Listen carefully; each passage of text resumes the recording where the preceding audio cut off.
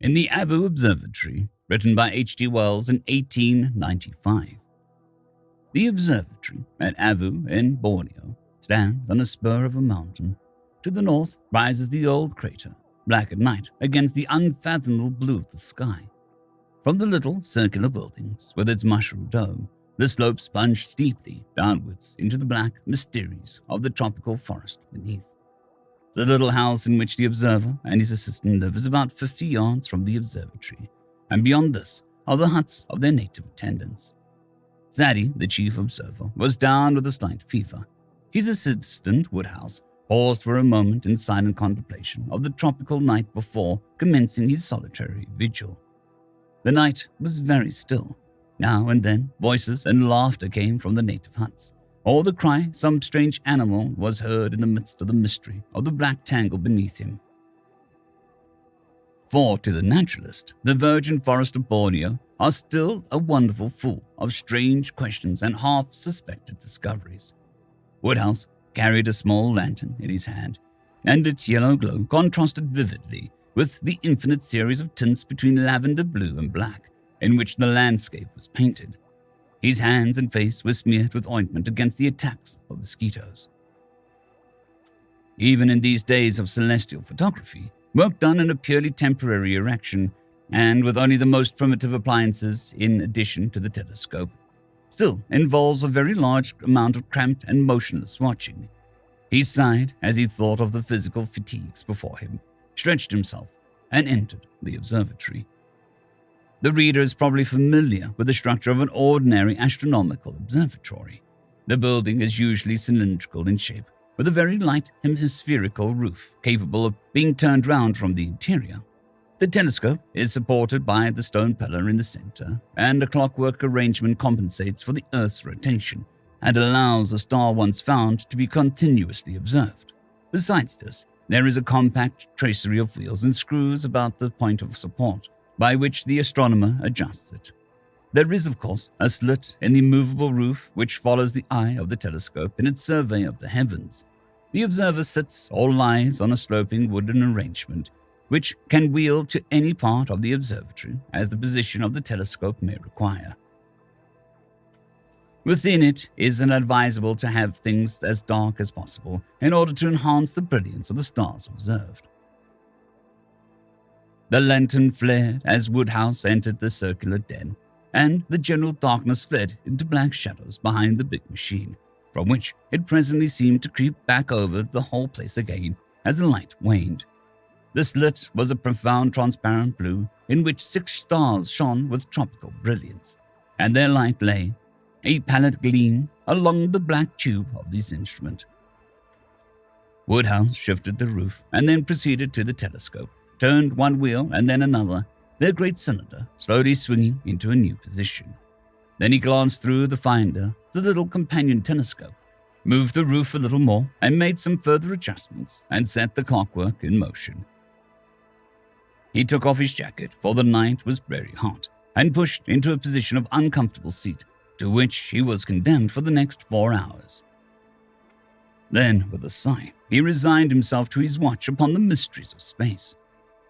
There was no sound now in the observatory, and the lantern waned steadily.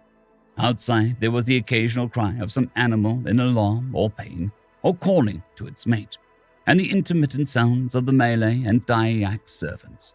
Presently, one of the men began a queer chanting song, in which the others joined at intervals. After this, it would seem that they turned in for the night, for no further sound came from their direction, and the whispering stillness became more and more profound.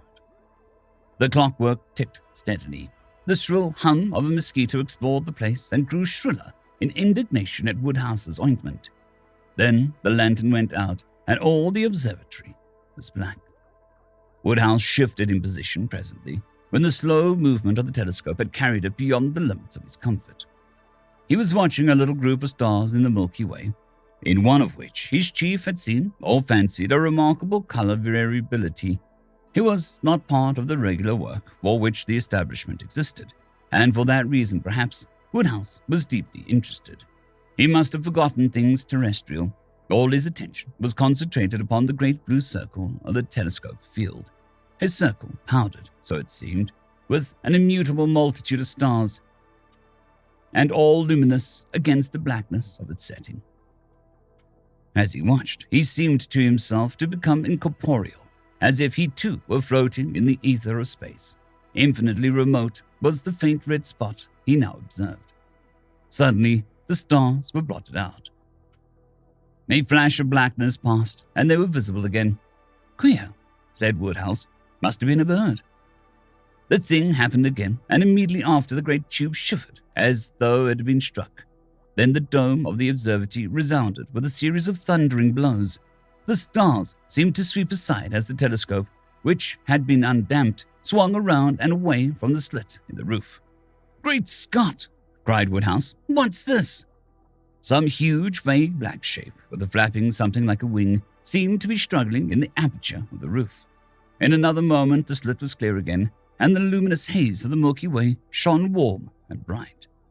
The interior of the roof was perfectly black, and only a scraping sound marked the whereabouts of the unknown creature. Woodhouse had scrambled from his seat to his feet.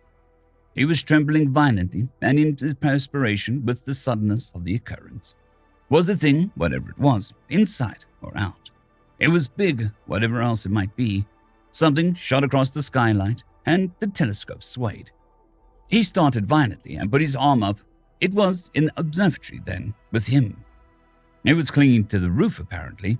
What the devil was it? Could it see him? He stood for perhaps a minute in a state of stupefaction. The beast, whatever it was, clawed at the interior of the dome, and then something flattened almost into his face, and he saw the momentary gleam of starlight on a skin like oiled leather. His water bottle was knocked off his little table with a smash. The sense of some strange bird hovering a few yards from his face in the darkness was indescribably unpleasant to Woodhouse. As his thought returned, he concluded that it must be some night bird or large bat. At any risk, he would see what it was, and pulled a match from his pocket.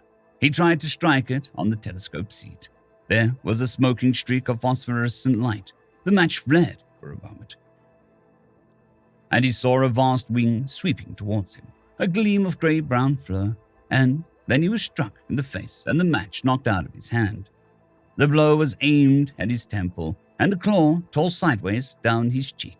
He reeled and fell, and he heard the extinguished lantern smash. Another blow followed as he fell. He was partly stunned.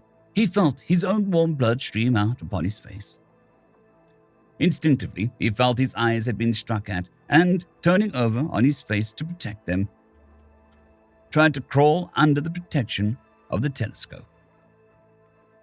He was struck again upon the back, and he heard his jacket rip, and then the thing hit the roof of the observatory. He edged as far as he could between the wooden seat and the eyepiece of the instrument, and turned his body around so that it was chiefly his feet that were exposed. With these he could at least kick. He was still in a mystified state. The strange beast banged about in the darkness, and presently clung to the telescope, making it sway and the gear rattle. Once it flapped near him, and he kicked it out madly and felt the soft body with his feet. He was horribly scared now. It must be a big thing to swing the telescope like that. He saw for a moment the outline of a head black against the starlight, with sharply pointed upstanding ears and a crest between them. It seemed to him to be as big as a mastiff's. Then he began to bawl out as loudly as he could for help. At that, the thing came down upon him again. As it did so, his hand touched something beside him on the floor. He kicked out, and the next moment his ankle was gripped and held by a row of keen teeth. He yelled again and tried to free his leg by kicking with the other. Then he realized he had the broken water bottle at his hand, and, snatching it, he struggled into a sitting posture and, feeding in the darkness towards his foot, gripped this velvety ear like the ear of a big cat. He had seized the water bottle by its neck and brought it down with a shivering crash upon the head of the strange beast. He repeated the blow, and then stabbed and jabbed with the jagged end of it in the darkness where he judged the face might be. The small teeth relaxed their hold, and at once Woodhouse pulled his leg free and kicked hard. He felt the sickening feel of fur and bone giving under his boot. There was a terrible biting at his arm, and he struck over it at the face as he judged and hit damp fur. There was a pause. Then he heard the sound of claws and the dragging of a heavy body away from him over the observatory floor. Then there was silence, broken only by his own sobbing breathing and a sound like licking. Everything was black except for the parallelogram of the blue skylight with the luminous dust of stars, against which the end of the telescope now appeared in silhouette. He waited, as it seemed, an interminable time. Was the thing coming on again? He felt in his trouser pocket for some matches and found one remaining. He tried to strike this, but the floor was wet and it spat and went out. He cursed. He could not see where the door was situated. In his struggle, he had quite lost his bearings. The strange beast, disturbed by the splutter of the match, began to move again.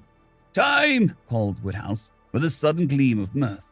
But the thing was not coming at him again.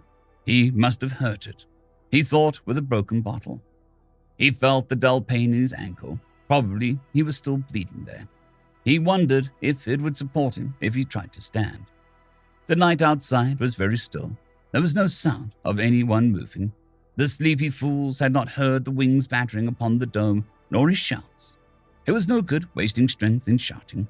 The monster flapped its wings and startled him into a defensive attitude. He hit his elbow against his seat, and he fell over with a crash. He cursed this, and then he cursed the darkness. Suddenly, with an oblong patch of starlight seemed to sway to and fro.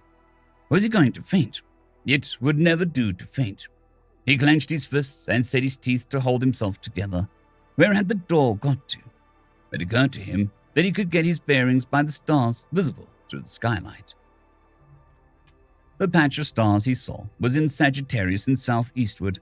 The door was north, or was it north by west? He tried to think. If he could get the door open, he might retreat. It might be the thing was wounded. The suspense was beastly. "Look here," he said. "If you don't come on, I shall come at you." Then the thing began clambering up the side of the observatory, and he saw its back outline gradually blot out the skylight. Was it in retreat? He forgot about the door and watched as the dome shifted and creaked. Somehow, he did not feel very frightened or excited now. He felt this curious sinking sensation inside of him.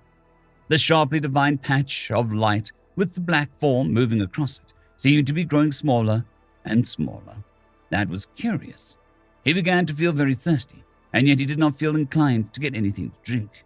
He seemed to be sliding down a long funnel. He felt a burning sensation in his throat, and then he perceived it was broad daylight, and the one of the Dayak servants was looking at him with a curious expression. Then there was the top of Thaddy's face upside down. Funny fellow, Thaddy, to go about like that. Then he grasped the situation better and perceived that his head was on Thaddy's knee, and Thaddy was giving him brandy. And then he saw the eyepiece of the telescope with a lot of red smears on it. He began to remember. "You've made this observatory a pretty mess," said Thaddy. The Dayak boy was beating up an egg in brandy. Woodhouse took this and sat up. He felt a sharp twinge of pain. His ankle was tied up. So were his arms and the side of his face. The smashed glass, red-stained, lay about the floor. The telescope seat was overturned, and by the opposite wall was a dark pool. The door was open, and he saw the grey summit of the mountain against the brilliant background of the blue sky. "Ah!" said Woodhouse. "Who's been killing calves here? Take me out of it." Then he remembered the thing, and the fight he had been with it. "What was it?" he said to Thaddy. "The thing I fought with." "You know that best," said Thaddy. "But anyway, don't worry yourself about it. Have some more to drink." Thaddy, however, was curious enough, and it was a hard struggle between duty and inclination to keep Woodhouse's quiet until he was decently put away in bed, and had slept upon the copious dose of meat extract Thaddy considered advisable. They then talked it over together. "It was," said Woodhouse, "more like a big bat than anything else in the world. It had sharp, short ears, soft fur, and wings were very leathery. Its teeth were little, but devilishly sharp, and its jaw could not have been very strong, or else it would have been bitten through my ankle." "It has pretty nearly," said Thaddy. It seemed to me to hit out with its claws pretty freely. That is about as much as I know about the beast. Our conversation was intimate, so to speak, and yet not confidential. The Dayak chaps talk about the big Kaluga, the Clang Utong, whatever that may be. It does not often attack man, but I suppose you made it nervous. They say that there is a big Kaluga and a little Kawuga, and something else that sounds like a gobble. They all fly about at night. For my own part, I know there are flying foxes and flying lemurs about here, but they are none of them the very big beasts. There are more things in heaven and earth, said Woodhouse, and Thaddy groaned at the quotation, and more particularly in the forests of Borneo, than are dreamt of in the philosophies. On the whole, if Borneo fauna is going to disgorge any more of these novelties upon me, I should prefer that it did so when I was occupied in the observatory at night and alone. End of story. I'd quickly like to thank the T5 peeps: Cold War Boomerwaffen, Severin Cerberus, Bushmaster 177, Henry the Red, Caspar Arnholtz, Cold War Boomerwaffen, Elijah Silvercross, Dragzoon WRE, and Severin Cerberus. Thank you very much.